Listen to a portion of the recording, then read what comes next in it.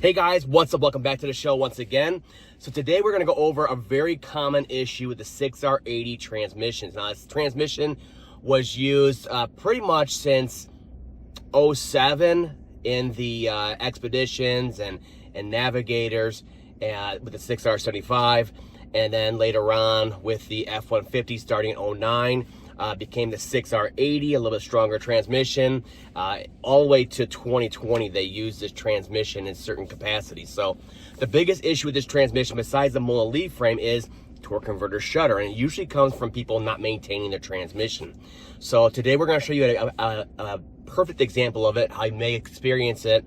It usually will not set a code, but you'll notice things when you're driving, like a shudder going on. And this one's really bad. It's got 168,000 miles on it, and according to the customer, he never serviced the transmission. So of course now the additive package is depleted, and the trans may still shift fine, but that torque converter clutch is not going to react well to that. So you got to get in there and change your fluid, and you can actually avoid this.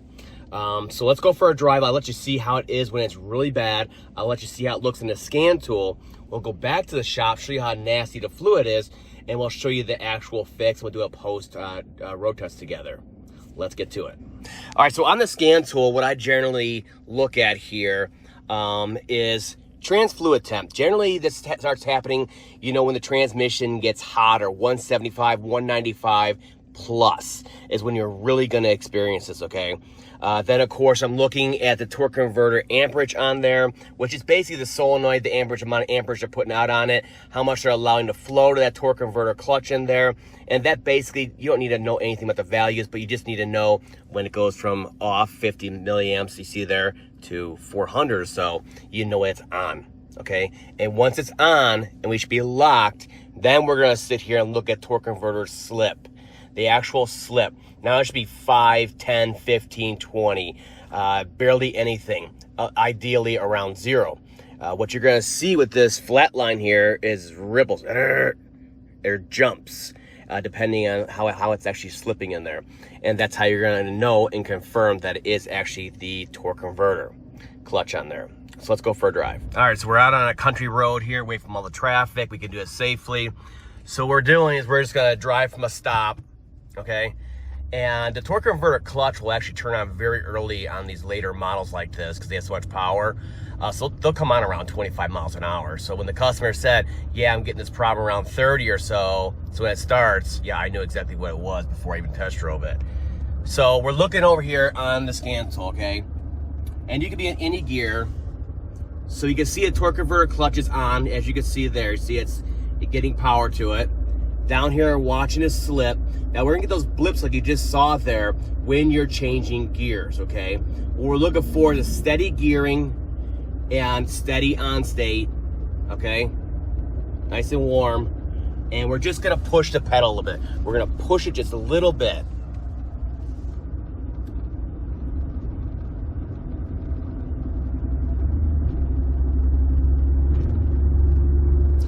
You see those blips right there? And it may come up as more of like a sawtooth pattern on there.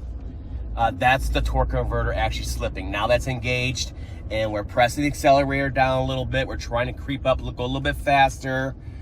That's when it's really gonna stress it out, and you're gonna hear and feel it. Let me try to do it again. Hear that right there?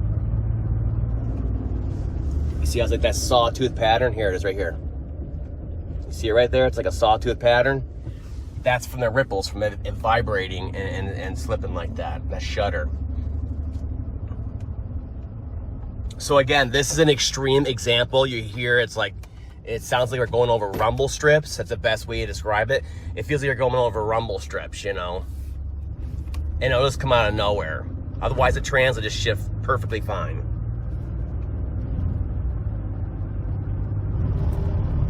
See as I push it, you see it all happening here? Yep, that confirms it right there. All right, so that's a confirmation enough for me. That's how it sounds, that's how it feels when it's really bad. Otherwise, the vibration will be more subdued, but it'll actually show still on the scan tool, okay? So now it's time to go back to the shop and perform the fix. All right, guys, so we have it back in the shop here on the rack cooling down. So the basic fix for this, for, you know, light to moderate torque converter shudder, believe it or not, is a simple fluid change. So what you want to do is get in here, drop the pan, pull the filter out, do an extended drain on there. We're going to change the filter. You always change the filter no matter what. Whenever you do a pan drop on these, trust me on that. And then some new Mercon LV in there. So ideally, you get around 8 quarts or so out of there. That's about 2/3 of the transmission's capacity. You don't want to do a full flush on there. You want to have that partial fluid exchange on there so you don't create new issues with the clutches inside the transmission.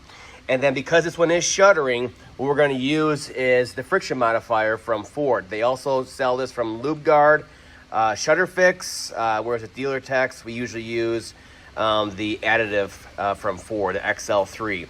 So for something this bad, we're putting in 2 full bottles of the XL3. Under normal circumstances, when you have a little bit of a shudder and you can feel it and it's an annoyance and it's there and you confirmed it, you'd use 1 bottle and a fluid exchange. So we're gonna go ahead and we're gonna start pulling the pan down, walk away for some lunch, and we're gonna do an extended drain on there. So Alex is gonna start doing that. Just get a good drain on there. So I already pulled the cap on here. Look at the dipstick. Let me get you a little further in. You can see it on there. So this one, yeah, I mean, it was never changed on here. You can see how dirty it is. Absolutely disgusting. So it's nice and dirty, sure enough, and that's why we're having all these issues.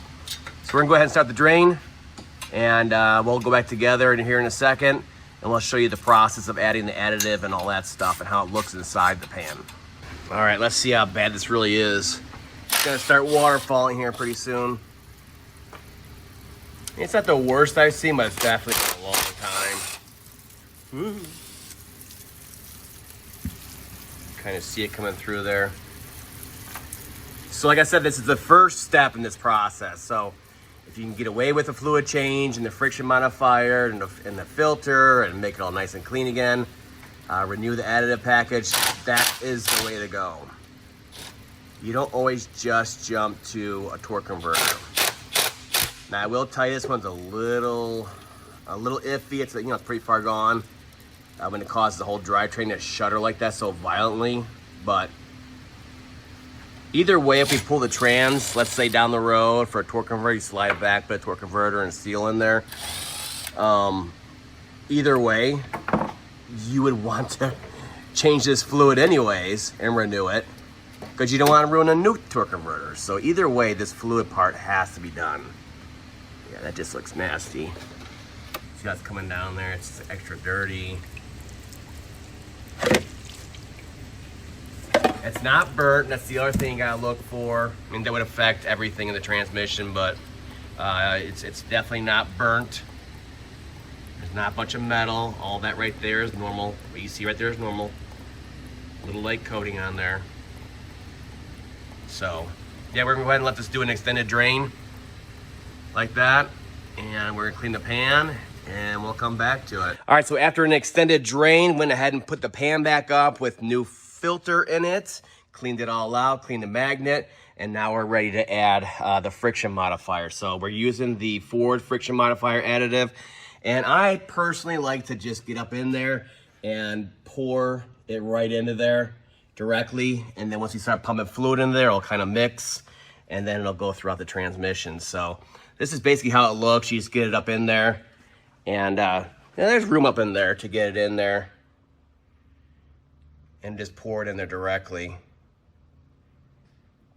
So we'll pour 2 bottles in there just because this one is so bad, like I said.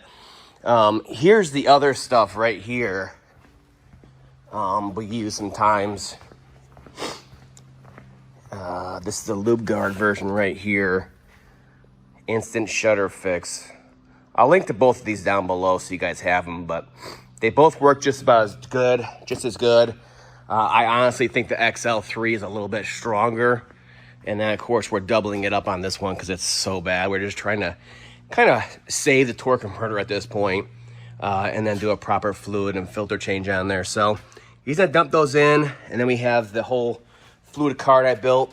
and then we're gonna pump some fluid into there after that, and it'll mix in the pan. And then once the engine starts and the pump in the transmission starts going, it'll start mixing it throughout the transmission, and then we'll go for a drive.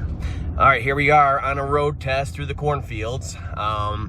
Got the trans fluid all installed, a friction modifier, and adjusted the fluid level at the proper temp, washed it all off underneath, and now we're gonna drive it. So the one thing I will tell you is that you need to go for a drive. Let it do some lockups on there.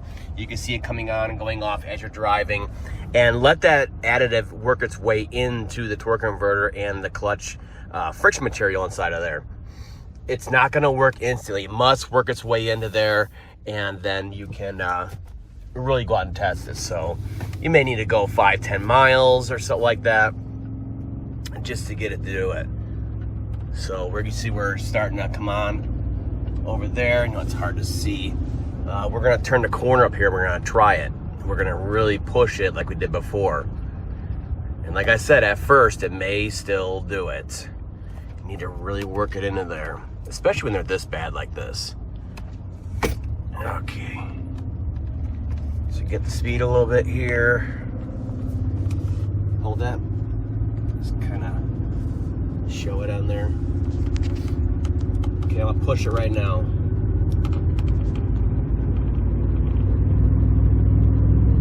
So I'm putting my foot into the floor, and I'm trying to gain speed without dropping a gear. So we stayed basically in 5th and 6th there, torque converter on, and we didn't see any blips. We're looking for that straight flat line on there in that second row. Right here, this second line right here. So I'm gonna do it again. I'm in 6th gear and I'm pushing it.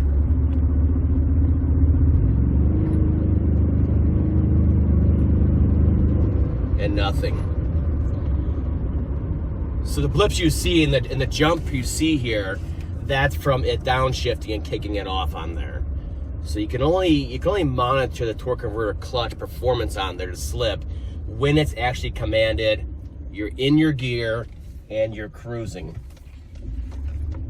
And in my case, I'm trying to push it so that it really speds in there and we can test it, which is at the high gears.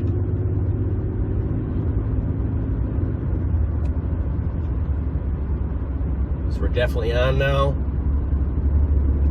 Now I'm pushing it. Much as I can without dropping a gear. Right there, go up a hill, so we dropped the gear. But that's it. That's how well it can work, even on a torque converter like this. And when you have a torque converter that's this far gone like this also, you got to realize you may need to do this additive every 20,000 miles. Because you let the fluid go so far, the converter's kind of cooked a little bit, the clutch in there. I'm gonna try it again.